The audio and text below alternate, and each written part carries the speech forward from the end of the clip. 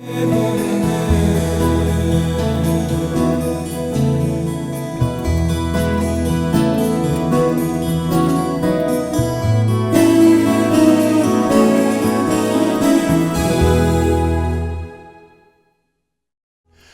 evening and welcome to The Journey Home. I'm Marcus Grodi, your host for this program. I always say every week I have this great privilege from EWTN to bring into your home men and women who, led by the Holy Spirit, their hearts and minds awaken to the beauty and the fullness of the church, and that's true. But this week I'm very, very honored to have as our guest Richard Thompson, former Protestant, but he's the president and chief counsel of the Thomas More Law Center. So I'm with somebody here that's far above my pay grade, so it's great to have you. Thank you for having me, Marcus. With us on the program. I want to also tell, www.thomasmore.org is how they can find out more about what you do. Office, yes.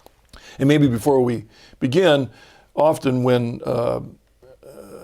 Thomas More really sets the stage for your understanding of what you guys do, right? Yes. The fact that you would choose him just sets it.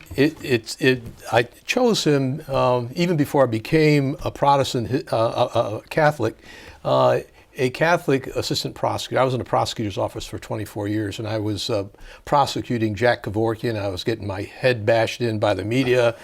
Juries were finding him not guilty because they thought he was doing a great thing. One day, one of the assistant prosecutors came in there and into my office after we had just lost the case, and she says, "You know what? You should read the book, The Man for All Seasons," because she saw some similarity there, and so I did read that book, and I was impressed. As he goes up to the executioner, he says, "I die the king's good servant, but God's first." And that sort of set the stage of, we do belong to the civil government and we give obedience to the civil government, but there was a higher authority, and that's God.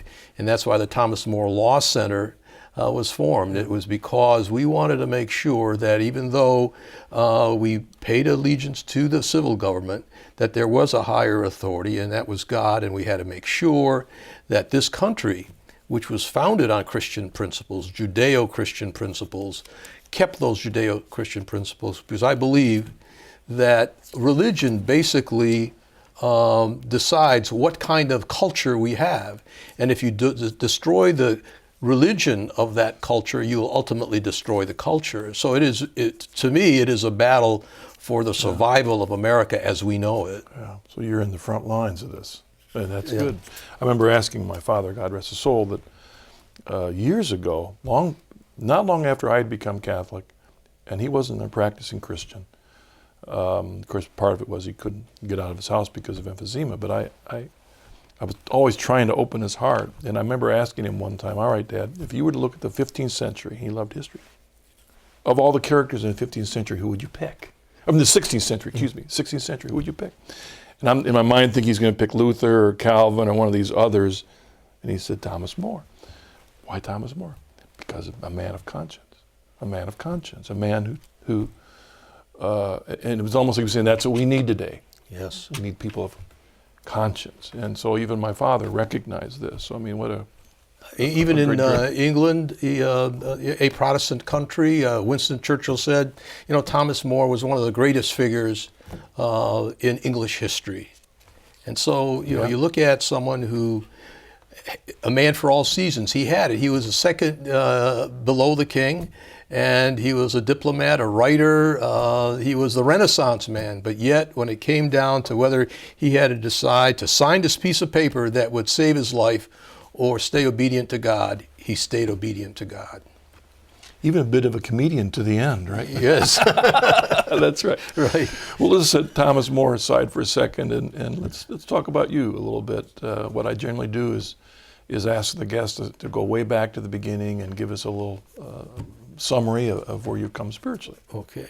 Well, I have to start with my parents, who were immigrants to this country, Armenians. My father's had three brothers, all killed in the Turkish massacres. My mother's father was killed, but he ultimately immigrated to this country, very deeply religious, in the Armenian Apostolic Church. He worked in an assembly line, but every night when he came home, he'd read the Bible for 2 or 3 hours. Wow. Armenian Apostolic Church. Yes, that's the national church. That's Sure, the national okay. church of Armenia. All right. And then ultimately, because I couldn't go to the church, he didn't have a car. Some Protestant neighbors would take me to a non-denominational Protestant church. So I considered myself a Protestant. I, go to the church. We memorize chapters in the Bible, and I stayed with that church. I got my moral foundations from the Protestant church that, as a young man, and I stayed there until I left for college. Would you, if you, just to pause you a second, if you gone back, looked at yourself and those, did you have a conscious recognition of God, intimate prayer life, any of that? Or was... I wouldn't say that. I was more into memorizing verses, John 3:16, for God so loved the world, right. Etc. And it was a very Protestant type church. It didn't have, they prayed, but it didn't have the deep kind of feeling that you would have later on. Maybe I was still too young to have that kind of feeling, but I sort of considered myself a Christian. Ultimately, got married to my wife, Marilyn, cradle Catholic. I promised to raise my children Catholic. And I had no problem with that because as a Protestant, as a prosecutor, I realized how bad the public school system was. And I had already determined that, if I get married, I'm not going to put my kids in the public school system that we had, at least in my county. They had no problem with having kids read Karl Marx and all that, but they had a problem if kids read the Bible. So that didn't sound right to me. And then... So you married her after college? After college, long time, later in life. I got married later in life. During just for example, in your college years, then just back up a little bit, was her faith active at all during those years? So that was not at all. I just put it aside. I focused. I went into the Army for a few years through ROTC. Then I focused on my career as a lawyer, went to law school, and wanted to be a great lawyer. So, I really studied hard in being a lawyer. I got a little discouraged about that kind of profession because I was handling a lot of divorce cases, and they get very ugly. And I decided that's not what kind of lawyering I wanted to do, and then ultimately went to the prosecutor's office. In the law school, as you're still not practicing your faith at that point? No. Is the issues of the moral issues of right and wrong and all that, is that a part of the thinking, or is that just... No, it was not a part of the thinking. All we did was basically look at the cases, look at the precedents, didn't get deeper into it than that. Yeah. I know there's some, like Ave Maria Law School now, they are very strong in the natural law. They go deeper into the law. But at that time, I went to Wayne State University Law School in Detroit. It was a secular law school, and we didn't get into all of that. So it's really precedent is the authority, right? Precedent is authority, and that's the way it goes. Precedent's the authority. Very interesting. Okay, natural law wasn't a part of it, though. And then, when my wife, a very good Catholic girl, she'd go to Mass every Sunday, and she'd ask if I wanted to come along. I'd be on the couch with my clicker, watching TV. I'd spout off a couple of verses from the Bible, like I wanted to assure her I knew what the Bible was all about. And it would only be, let's say, on an Easter or Christmas that I'd go with her to Mass because her family would be there as well, and I wanted to at least to show respect to the family. And so it was many, many years later they ultimately converted to Catholicism, and I say, Jack Kevorkian, Dr. Death, was the precipitator of me becoming a Catholic, and people get, wonder what that's all about. Yeah, let's hear that, because you went into that without a faith base. Right, and people thought that I was prosecuting because of my religion. They didn't realize I wasn't going to church every Sunday at all. I was a couch potato Christian. And again, what I did there, to back up a little bit, I'd spent 16 years in the prosecutor's office at that time. My boss, the prosecutor, Brooks Patterson, decided he was going to retire, so I ran for his job, was elected. The following year, Jack Kevorkian starts to, experiment with assisted suicide. In 1990, he assist Janet Atkins in her death in a county park in a rusty Volkswagen van. And I did what I would do as a prosecutor. I looked at the facts. I looked at the precedent. Yep. He's guilty of first-degree murder. So I charged him with first-degree murder. A firestorm broke out. Instead of people at least supporting or keeping neutral, they attacked me because here Jack Kevorkian was doing a favor to these individuals who are suffering excruciating pain, didn't want to live, and what does government have to do as to how someone lives? And so it started that whole issue. What happened was, as a prosecutor, when you go into the courtroom, you're prosecuting murderers, rapists, burglars. Everyone's on your side in the beginning. They understand that that's wrong, that this is a crime and you should prosecute. But when we went to the prosecutor's office charging Jack Kevorkian with an assisted suicide of this woman who at least had some indicia of physical pain, he was claiming they were terminally ill, although 3 out of 4 were never terminally ill. But people felt sorry for that, and they consider him this angel of mercy. Even though Jack Kevorkian, by his own words, was an atheist, attacked religion every chance he got. And so I realized that I can't just walk in and prosecute someone. I had to explain to people why the law was a good law, why we couldn't allow assisted suicide. Well, that's what led me to the church. When I started to study, the basis of opposing physician-assisted suicide, it took you to the magisterium of the church, John Paul II's Gospel of Life. In fact, St. Augustine, 1,500 years before, had talked about physician-assisted suicide and said it was a false compassion for families to kill other members because they thought the person was suffering. To have real compassion, you suffer with the person. You don't kill the person that is suffering. So ultimately, I became interested in the Catholic Church on an intellectual level. It was, this church has this vast reservoir of wisdom that people have to grasp and understand. And so it almost sounds like from before, law is about, okay, here's my case, and I've got this precedent. Look at the precedents. Is it okay? Does it fit the law? And also the issue is, well, what kind of precedent is going to set? So, I mean, that's what it's all about. Right. Precedent. So what you're saying is what introduced a new precedent into you is Augustine.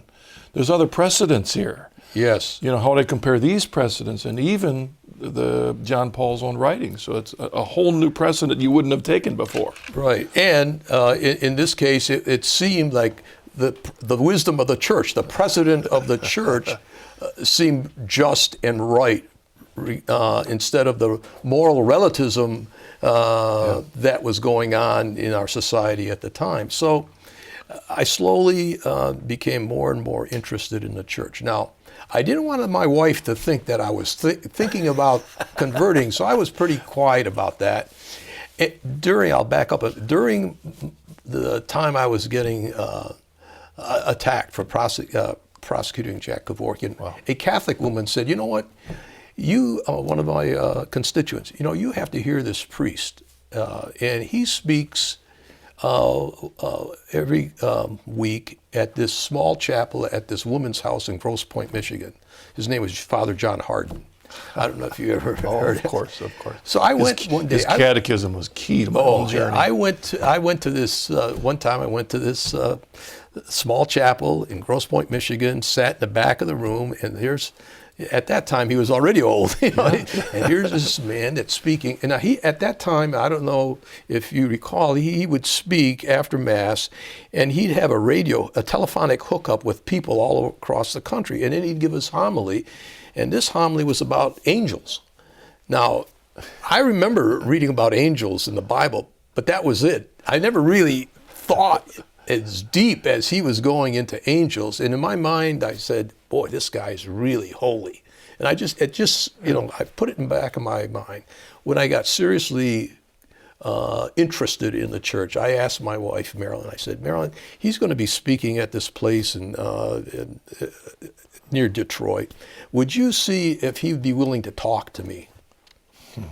So she did go, and she met with Father Hardin's secretary. And the secretary said, he's a very busy man. We'll try to fit him in. And so I did go talk to him. He was very helpful. He said, okay, the first thing he gave me a bunch of reading assignments. One of the books that he gave me, and I think is very astute, he gave me a history of the Catholic Church. I can't recall the author. I think it was Lux or something like that, L-A-U-X. Anyway, there you learn the Catholic Church has always been in turmoil. I mean, it's go up and down. And so you understand that, nowadays, if there's some kind of turmoil going on, we've had those problems before. The church has always survived. And I got so interested in, I lost my job because of prosecuting Kevorkian. Oh, did you? Yeah, I did. Wow. At that time, 70% of the people supported what Jack Kevorkian was doing in my county, which is a county of 1.2 million at the time. 50% of Catholics, according to polls, supported what he was doing. You didn't expect that, did you? Well, I never made. I was not looking at it as a religious issue anyway. So I was just looking. I'm just doing I took an oath to enforce the law. Right. I'm enforcing the law. Wherever it lands, it lands. Anyway, Wow. I started to speak with Father Hardin, and then I didn't have a job. I said, Father Hardin, he didn't drive. I'll drive you around. I became his chauffeur. Okay, so I started driving him anywhere just to get close to him, to be able to talk to him. The funny thing is, he'd get in the car, the first thing he'd do is pull out his rosary, and he'd say his rosary. If it's 15 minutes, he'd be saying his rosary. If it's an hour drive, he'd still be saying his rosary. Because every time he'd meet someone, he'd say, I'll pray the rosary for you. So that's what he did. And he was, he's not on his, I don't know the whole process of sainthood. I know they've started the process. Tremendous theologian. I respect him, still respect him. On my desk now at the Thomas More Law Center, I have a photograph of him. I've got some relics of him on that photograph. And, he said we have to capture the zeal of the early Christians if we are to survive as a nation. So, I mean, he was the one that really brought me into church. And then March 25th, I didn't know how significant that was, the date, March 25th, but he said, on March 25th, I'm going to bring you into the church. We had a mass, and, and I was brought into the church on that day in 1998. And one of the things he said was, to be a Catholic, you have to carry the cross, and you have to surrender your will to God. And that's what you have to do. And I think that's what we Catholics have to do today. And I try to do that in my in daily life now. So. Well, when you were meeting with Father Hardin, for example, awakening your faith, well, why not just go with what you'd always been? What was there about the Catholic Church? You said, no, this is the direction It had God's the calling answer. me. I mean, again, it had the answers, the deep answers. You don't just say the Bible says this. I mean, as a Protestant, we would say, the Bible says this, and that was the response. Yeah. But say, well, what makes the Bible right? I never really went that far. But the church, Protestants don't realize, or a lot of them don't realize, it's the Catholic Church that brought the canons of the Bible together. But it was a deeper feeling. It was a understanding that almost any question, you could go to the magisterium of the church and find the right answer. You think about it and find the right answer. So the magisterium of the church has this underlying tradition and faith that I don't think the Protestants have. And we say Protestants are incomplete Catholics. If they go a little further, they're going to find the truth out. Well, the situation that you found yourself in with that very trial, here's the issue. Can I justify killing, a mercy killing? Can I justify that? Well, Bible alone, the fact that what you were saying was that how many percentage of your whole county was against this what you were trying to 70%. Yeah, And Bible believing folk. Yes, Bible. Yeah, it was moral relativism. I think that took over, and it was a nice. It was like this. It was evil with a smile. Because it sounded good. You're trying to put people away who don't have a quality of life. Therefore, it was this humanitarian evil, and it was so rational, and that's what made it dangerous. You could argue it in rational terms, and a lot of people succumbed to that. But every life has intrinsic value in the Catholic faith, and God believes that they're all God's children. So I think you develop that kind of understanding that there is objective truths, and that's what the Catholic Church, I think, is about. It gives you the armament, it gives you the ammunition to fight against, let's say, the HHS mandate, regardless of what the government says. And I think it becomes more and more important today for Catholics to know their faith and also to do something about it. It's not enough just to know your faith. That's the easy part. The hard part is, okay, to know your faith and now to stand up against government and fight it. And that's what I think more and more serious Catholics are doing. Well, with organizations like yours, it really keeps, our good brothers and sisters, non-Catholic brothers and sisters who love our Lord Jesus and have a high respect for the Scriptures. I mean, we stand beside them on fighting these very issues, and we're glad to do that. But the struggle that they are often left with is how to apply that in a culture that has so many voices and pressures. I mean, you and I could talk probably a long time about historically how these very issues, like your issue, is not brand new. Right. We can go back to the 1930s. We can point a finger at Germany, but it's also here in the United States. These very issues of Christian people trying to figure out, and one of those issues is, which I think your center really, I'm sure, deals with, and that is, when does a person honor the state, or when does a person stand against the state? Right. How do you know? If it's left up to just your own conscience and how you interpret the Scripture, how are you going to know that your interpretation is true? Right. And we have this country is such a great country because if we go back to our founding fathers, they said freedom of religion is the first freedom that we have. And Thomas Jefferson basically said religious freedom is the cornerstone of our society, and it surmounts the power of the civilian authority. James Madison said the same thing. So we have a nation that was built on religious freedom, and now that freedom is being attacked, is under attack, and that's where you have Cardinal Francis George said, "I will die in bed. My successor may die in prison, and his successor will die a martyr in the public square."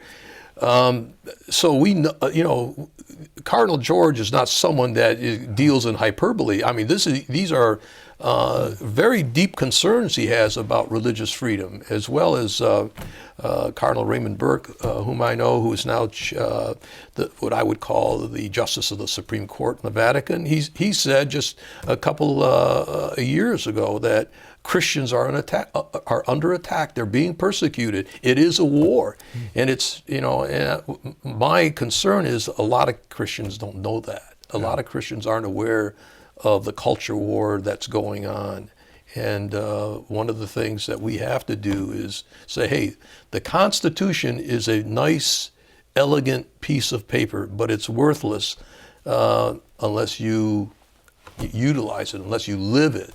The words are great, but you have to really implement those words, and that's what the Thomas More Law Center attempts to do in the courts. I think John Adams said something like, this democracy will never work without a people, a religious and moral people. Yes, I mean, you're almost quoting him verbatim. Our Constitution was made for a religious and moral people. It is unfit for any other kind. And of course, George Washington said religion and morality are indispensable supports for our government. I mean, our government was based on religious principles, and we should not withdraw from that, or else I think we would disintegrate. We've also seen how the democracy, which in this country is the great experiment. Here we are, 200 some years into the great experiment, in which our founding fathers says that this thing ain't going to survive without a religious and moral people. But then we see that democracy lifted and dropped into other cultures, and it don't always work. It doesn't work. I mean, you have to have you have to have the religious base for democracy to work. Our founding fathers realized if we're going to have a government that is governed by the consent of the people, we have to have a moral people. And to have a moral people, you have to have a religious people, so that we have a good government. And so in other areas, I don't know if you ever want to get into this, but we are, right now a big threat is Islam all over the world. We try to enforce our form of government onto those countries. Those countries have a different religious base, a different philosophy. They don't, contrary to what a lot of people say, they don't worship the same God we worship. If you look at the characteristics, the way we understand, we understand it. So you just can't take Christianity and drop it in a country and say, okay, we're going to make you democratic now. And that's a concern we have. But my concern is, America is, I believe, this exceptional, this shining city on the hill. We have an exceptionalism as far as our history goes, and I think we have to fight to keep it that way. If we die as a nation, as Abraham Lincoln said, it won't be from a power from across the ocean. It will be suicide. Right. That's a concern we have. Even as we speak, not long ago, we saw democracy in a mostly Islamic country where they voted a president, didn't like him, so they oust him. Next year, a new president, they don't like him, they oust him. Right. That's not democracy. That's exactly what our founding fathers know. Democracy isn't every individual just majority votes. As a representative democracy is there for a very important purpose. Right. And our birth certificate was the Declaration of Independence, where we acknowledged our rights come from God. Yeah. That's where we not, and that's important. Our rights don't come from the government. It comes from God. And every once in a while we have to let the government know our rights come from something above above you. And even the issue that the most important thing about who we are as Americans isn't our rights. Once we make that the most important thing, right, the trajectory of that is chaos. Right. We always, and that's a good point. You're making a great point there, and that is, we're always trying to develop new rights. New right. We always want to give a new right, animal rights, et cetera, et cetera, et cetera, and so that we can then enforce those rights in the court. And that's not right. All right, we're going to take a break, Dick. In just a moment, we'll come back. One of the first things I want to ask when we get back is, how did your Catholic, well, two things I was going to ask. One is your faith. How did it affect your understanding of law? And second, I also want to ask, when you're drawing to the Catholic Church, but you're also recognizing that 50% of the Catholics in your county weren't believing what the Catholic Church believed. How did that affect your understanding of the faith? Why? So we'll do that when we come back, all right? See you in a bit.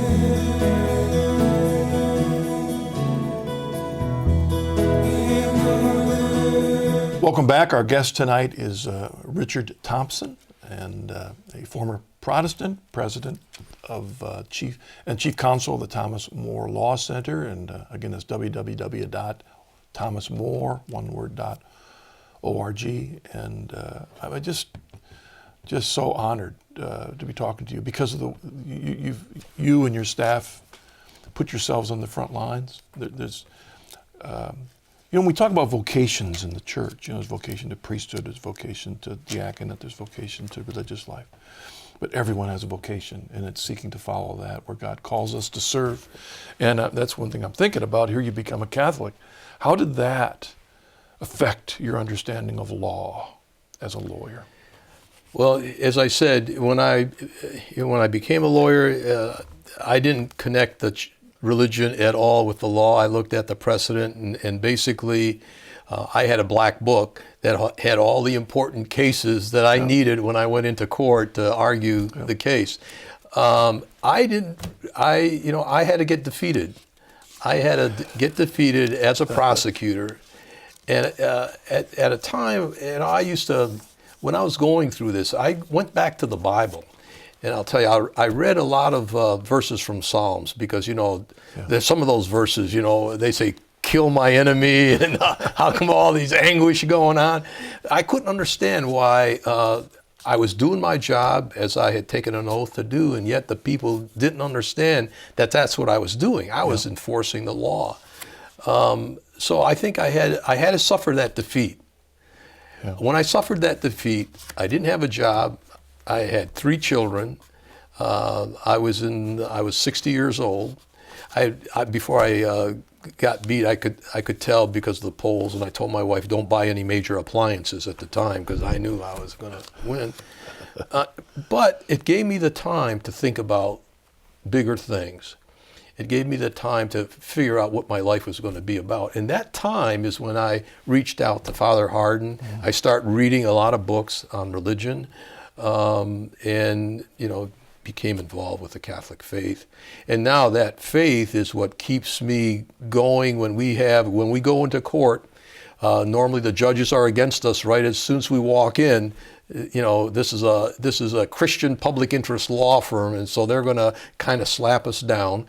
We got involved with a lot of the HHS mandate cases. We've brought cases on behalf of Catholic businessmen, but we've also brought a couple of cases on behalf of Protestants. Right. You said earlier, the Southern Baptist Church, the convention, supports the Catholic Church on this issue because they understand if they defeat if the Catholic Church is defeated, then other denominations are just easy prey. Right. So it's important. But another case, just to give you an example, we just resolved this case in the favor of our client. A boy by the name of Daniel Glowacki, 16-year-old, went to public school. The public school had a pro-homosexual day. They called it anti-bullying, but a lot of times that's just a way to get into the school system. He was in economics class. The teacher, they got involved in the discussion. The teacher asked this young man, 16-year-old, what do you think about homosexuality? And the young man said, I'm against it. My religion is against it. The teacher lost his mind, kicked him out of class, suspended him for a day, wanted to do further things as far as punishing goes. The homosexual community got up in arms. They attacked the young man, 16 years old. They attacked his parents as, bringing up his bigoted son. And we filed a lawsuit in the federal court on behalf of Daniel Glowacki. We just ended that case where a federal judge said that Daniel Glowacki has a free speech right. Once he was asked by his teacher what his opinion was, he had a free speech right to express that opinion. And that decision now has spread throughout the entire United States because the Education Weekly said, if you're going to talk about bullying and homosexuality, be aware that you cannot condemn or take disciplinary action against a young man or a young woman who stands up and says, my faith says homosexuality is wrong. This sounds like a key case. Yeah. I mean, it really is. Yeah. We've got friends who are on EWTN who live in England who talk about over there, they're into the point where they can't even put in print anything against the gay lobby, or they themselves might find themselves in jail. Every time we do, Marcus, every time we take a stand against a homosexual agenda, we get a lot of hate mail. We get a lot of people calling us with all kinds of vulgarity, but we just now realize that you're going to get a lot of flack if you're on target. You know, so we get a lot of flack like that. But that's a way of intimidating people, and Catholics have to be aware of that's just an intimidation tactic. They should stand up for their faith, speak out for their faith, and take action for their faith. From your perspective, you have seen, I mean, you and I both got a little bit of gray hair. At least you still have your hair. That's because you got more brain cells up there than I do. I get, mine just a bunch of dirt up there. But in our lifetimes, when we were young, we would never have dreamed so much that has changed. Right. And from where you sit as a lawyer looking at the kinds of cases, how did we get here?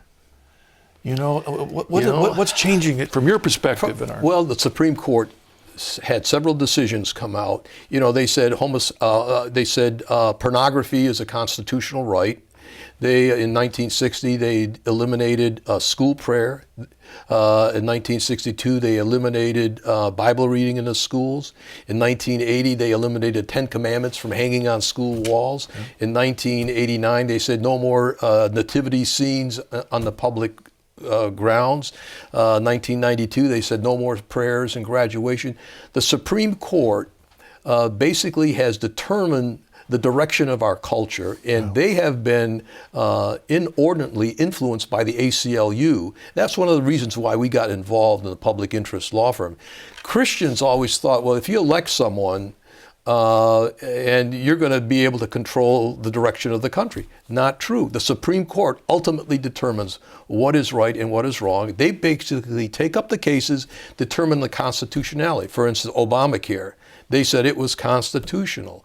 Now, Proposition 8 in California, they said, well, you don't have a right to challenge it, so we're going to go back to the original case, which was, by the way, decided by a homosexual judge against Proposition 8.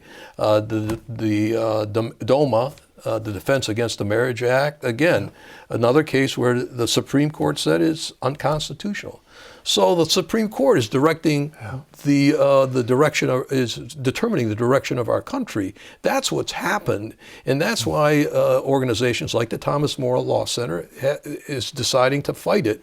All these other ministries are very important. Your ministry is important. Education is very important. But this is a front that we have neglected, and I think it's important for us to say, okay, we have to attack and defend ourselves in the courtrooms. Well, you know what it is? When John Paul wrote in his wonderful encyclical Crisis of Priesthood, which is about the apostolate of the laity, one of the points in there is that certainly it is good when bishops and cardinals take a stand on these issues, but this realm is the realm of the laity. That's right. And that's why it's important for Catholic men and women of principle take a stand, which could mean a career, but you're taking a stand on what's right. And I see a day when we're going to be defending priests and bishops as they are brought in, being prosecuted because they said something from the pulpit, anti-homosexual or anti-government. That's where we're going. As you said, in Canada and in England, that's already happening. Right. And it just shows you that if your whole understanding of law is basically what's the precedent, here's the case, what precedent are we setting, if that's all that decides it, because sometimes it sounds like you've got to challenge the precedent. Yes.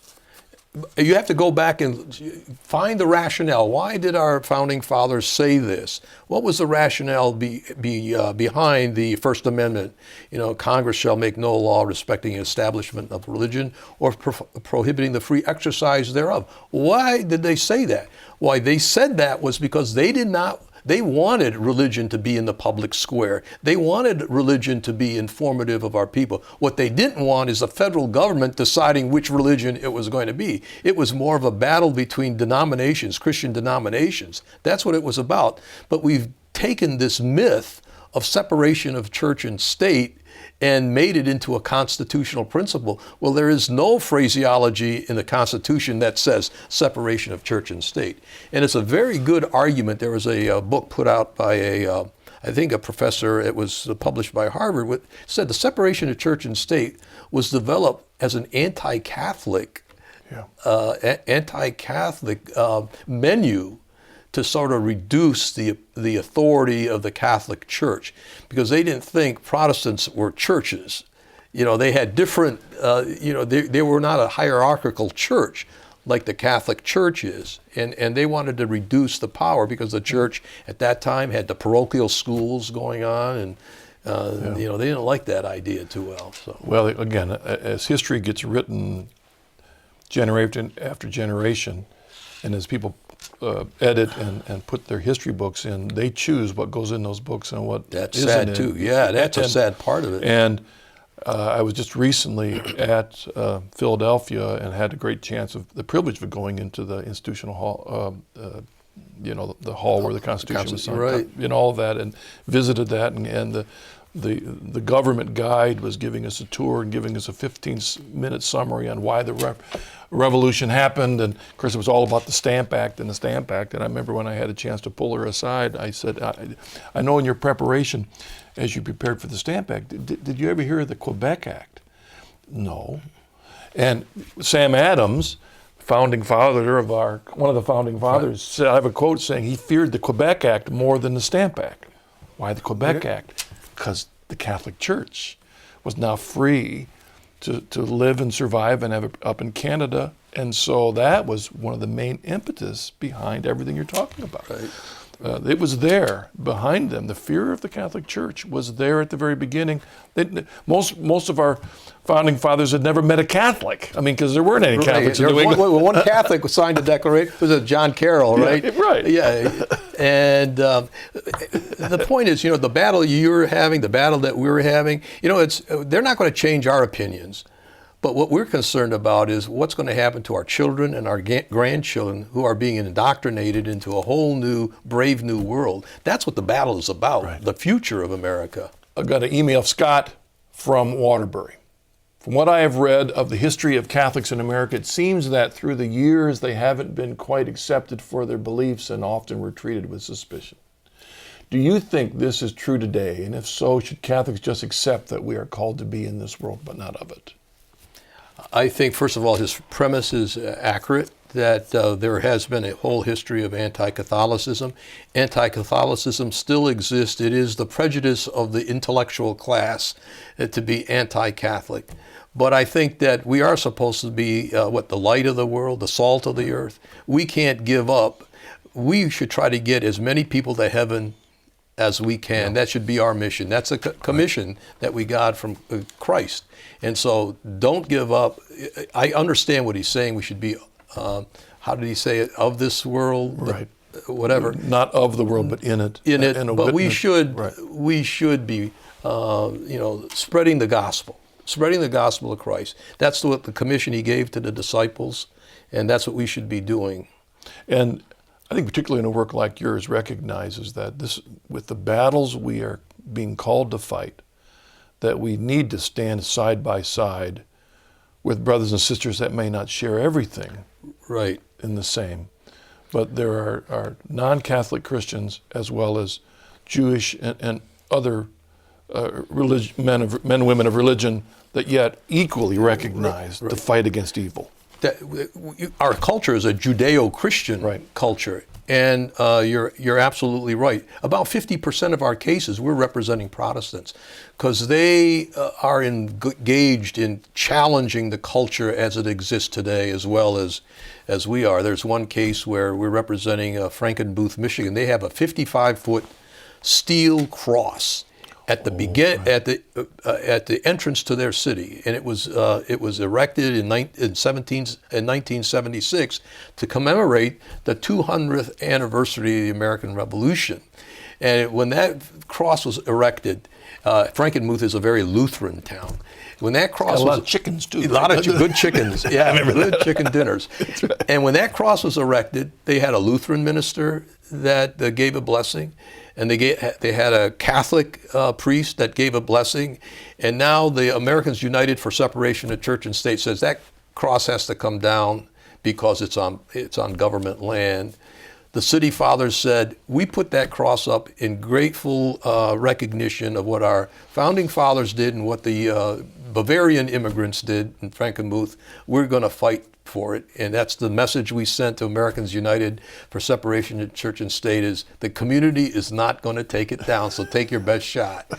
But, you know, so we have a lot of support in other denominations, and they feel as strongly as we do in certain areas, and we have to support them in those areas as they support us as well. Well, as you mentioned, when they took the poll on the Kevorkian trial, I mean, we've come so far that such a high percentage of our culture, their consciences are not formed well enough to see the evil in this. It's the loving thing to do, they think, as they did with abortion. It's a loving thing to do. A woman's rights. What about the child's rights? You know, the consciences, we've come a long way. So we have to fight together. Yeah, you mentioned abortion. How did abortion become a constitutional right? It wasn't in the Constitution. The Supreme Court created it out of thin air, and all at once it's a constitutional right. What, 50 million children have been killed, unborn children have been killed under this so-called constitutional right? Yeah, we've got a long way to go, but we stand together. I mean, that's why on the program we're reaching out. Got an email, Carol from Boston. What are some ways that committed Catholics can become more involved in fighting today's culture wars? It seems more and more that a line is being drawn in the sand, and there is a need to actively witness to the truth of the gospel. Absolutely. That she's almost answered her question. And, you know, Pope Leo XIII said, Christians were born for combat. You know, Christ, when he saw the money changers in the temple, if he wanted peace, all he had to do is turn around and walk away. You know, he would have had peace. But what did he do? He turned around and, you know, fashioned a scourge and chased the money changers out. So to me, that's a story of peace is not the goal. Righteousness is the goal. And Catholics have to understand that they have to speak out. They have to take strong action, whether it's reaching out to the people around them, whatever ministry they have, supporting a Thomas More Law Center, supporting Catholic education. I think all of those things are important. But we have to take a stand. And we were born for combat. Yeah. The other side of that was a time when the apostles turned to Jesus and says, you know, we need to bring down fire and brimstone, take care of this. Well, God could do that, but no. He said, no, it's your job. Yeah. It's you guys. He said, you know, when he went up in Gethsemane, he went up to pray, and he told the apostles, stay awake and pray, and they fell asleep. And three times he came to them, and the third time the apostles were there. Judas was there with the guards, and they took him away. The point is, we have to be awake. We have to pray. Prayer is very important, but we have to stay awake, and we have to do the fighting. That's, you know, Christ gave us that commission. So let's do it. If we believe that we are the salt of the earth, the light of the world, then we have to show that. Our conscience needs to be formed. We need to have the right information, but another part of why the Catholic Church is important is the graces of the sacraments. Yes. If you talk about the importance of those in your life and even in your work. Well, you know, Father Hardin used to say, he died in 2000. I wish he was still here so I could be talking to him. We all could be talking to him. But he used to say the crisis of the Catholic Church is the crisis of priesthood. He said many priests now in the seminaries that were coming out didn't believe in the sacrament, that it was the body and blood of Christ. Yeah. Although I think newer priests now coming out, it seems to be a lot more strong. Yeah. And he kept on saying that the crisis of the church is a crisis of priesthood. If we have good priests, they will be the ones that form our conscience. At 83 years old, I remember there was a person that we would be prosecuting for armed robbery, and he was a Catholic, but he lost his home, so he went robbed some banks, got caught. He didn't want to tell his wife that he was out of a job, so he asked for a priest. Priest wouldn't come because it was after hours. Father Hardin, at 80-some years old, visited him in jail. Yeah. You know, there are a lot of, I found out there are a lot of great priests that we'll never hear about. I stopped at a church in New Jersey on the way taking my sons to college, and I heard this great homily by this priest. He was in his late 40s or 50 years old, and one of the best homilies I ever heard of. No one will ever hear about this priest, but there are out there. There are some great priests out there, and we have to support them, because many times I think they feel they're alone. If they get too, if they oppose homosexuality, or if they talk about abortion, some of the parishioners will get very angry, will stop coming to the church. Well, even if they call their congregation to a life of simplicity, it's like, whoa, we live in a materialistic age. And so it's tough. Those kinds of priests, they need our support, and they're out there, and they are speaking out, but we just don't hear about them. Very good. Email from Eva from Roanoke. With all the problems and evil that we as Christians encounter in today's society, how can we keep the right perspective or balance? And are there encouraging signs that good things are happening? There is always hope. It has to be a realistic hope. You keep your balance by, I think one of the ways that Father Hardin indirectly showed me is read the history of the Catholic Church. We've had these kinds of turmoils before. Read the history of America. We've had, Civil War. 600,000 people were killed on both sides.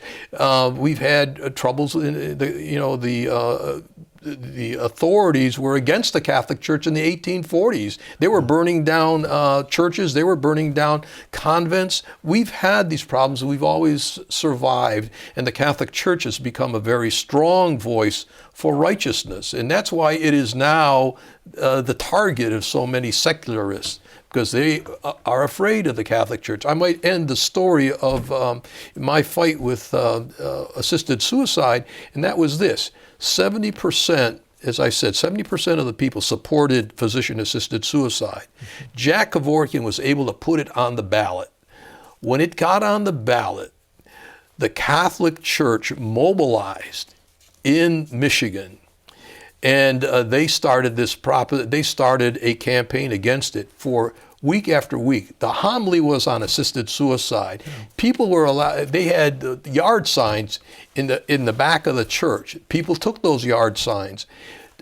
Within the 6-week period of time that campaign was going on, the church changed the opinion polls to where 71% supported or opposed physician-assisted suicide, and Jack Kevorkian lost that battle, which showed to me that when the church mobilizes, when the priests and the bishops get behind a position and utilize the kinds of political tools that were utilized in that case, we can overcome the evil that is in this society. We have to speak out strongly against same-sex marriage. That's really a dangerous aspect. People don't realize that we're not just talking about same-sex marriage. A lot of intellectuals say, if you allow same-sex marriage, it will ultimately mean the death of traditional marriage in our society. Well, as you said, that we have a lot of lawyers, maybe a high percentage, maybe the majority of lawyers,